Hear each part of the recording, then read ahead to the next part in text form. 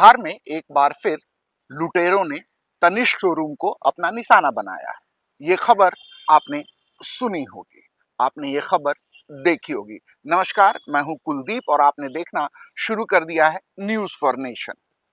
इस बड़ी घटना को लेकर आरा में कोहराम मचा हुआ है।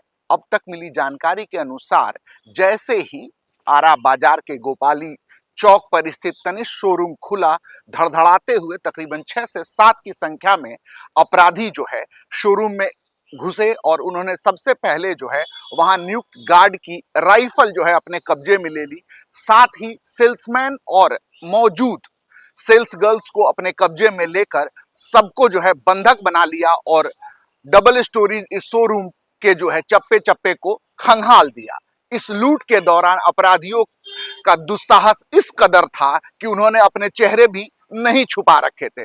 दरअसल ये कहानी सुनाने के पीछे हम आपको एक पैटर्न समझाना चाहते हैं। बिहार में विगत 8 महीनों में अब तक 3 तनिष्क शोरूम को लुटेरों ने निशाना बनाया है। आपको बता दें, बिहार के अपराधियों का गोल्ड लूट का एक लंबा इतिहास रहा है। न केवल उन्होंने बिहार में गोल्ड लूट की घटनाओं को अंजाम दिया है, बल्कि वो राज्य से बाहर भी जाकर जो है गोल्ड लूटने का खेल खेलते रहे हैं, आपराधिक वारदातों को अंजाम देते रहे हैं।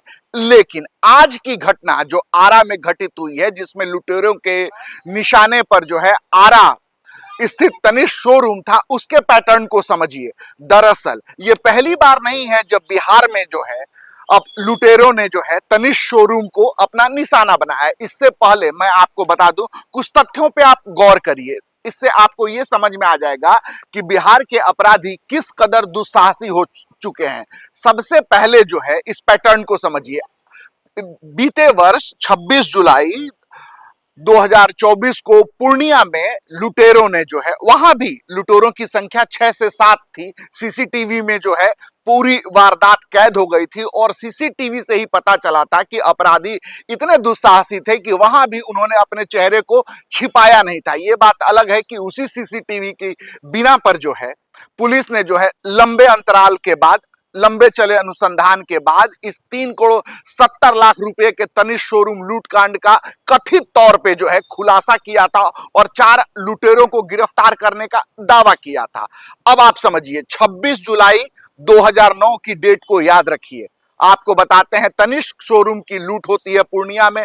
ठीक इसके 4 महीने, लगभग 4 महीने हम क्यों कह रहे हैं, क्योंकि जो दूसरी तनिष्क लूट की घटना हुई वो राजधानी पटना में हुई। राजधानी पटना के कंकड़बाग थाना अंतर्गत जो है ये कंकड़बाग इलाके में वहां हुई, जहां से तात्कालीन बिहार के डीजीपी आलोक राज साहब का निजी निवास महज कुछ 100 मीटर की दूरी पर था। यहां भी अपराधी जो है तनिष्क के शोरूम में घुसते हैं। 2 बाइक पर सवार होकर 4 अपराधी पहुंचे। गन पॉइंट पर जो है वो शोरूम के सेल्समैन को लेते हैं और महज 1 मिनट 20 सेकंड में 3,75,000 रुपए की ज्वेलरी, कुछ कैश और सेल्समैन के मोबाइल लूट लेते हैं। यह दूसरी घटना थी। यानी 26 जुलाई 2024 और 9 नवंबर 2024, इन दोनों के बीच जो है 4 महीने का गैप था।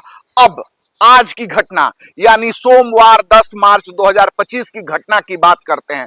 अब देखिए, 9 नवंबर 2024 और 10 मार्च 2025, इन दोनों के बीच में जो है तक बिल्कुल 4 महीने 1 दिन का डिफरेंस है। यहां भी जो है अपराधी 6 से 7 की संख्या में पहुंचते हैं। जैसे ही आरा बाजार स्थित गोपाल जी चौक का जो है तनिष्क शोरूम खुलता है, वो धड़धड़ाते हुए घुसते हैं।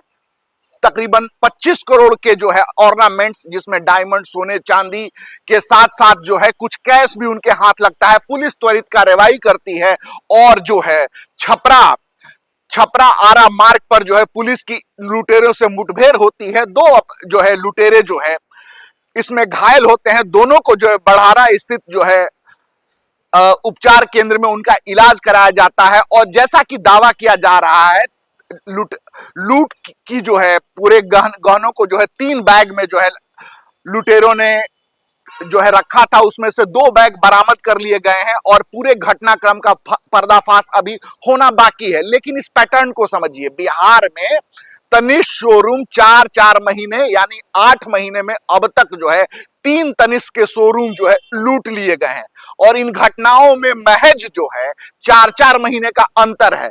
यानी पुलिस को अब इस जो है आपराधिक पैटर्न को भी समझने की जरूरत है। आखिर बिहार में अपराधी इतने दुस्साहसी कैसे हो गए कि वो लगातार जो है एक मल्टीनेशनल ब्रांड टाटा कंपनी का जो है ये उपक्रम है तनिष्क, उसको लगातार निशाने पर ले रहे हैं। न केवल पूर्णिया बल्कि राजधानी पटना समेत आरा में ये तीसरी घटना हुई है और इन घटनाओं के बीच 4-4 माह का जो है फर्क है।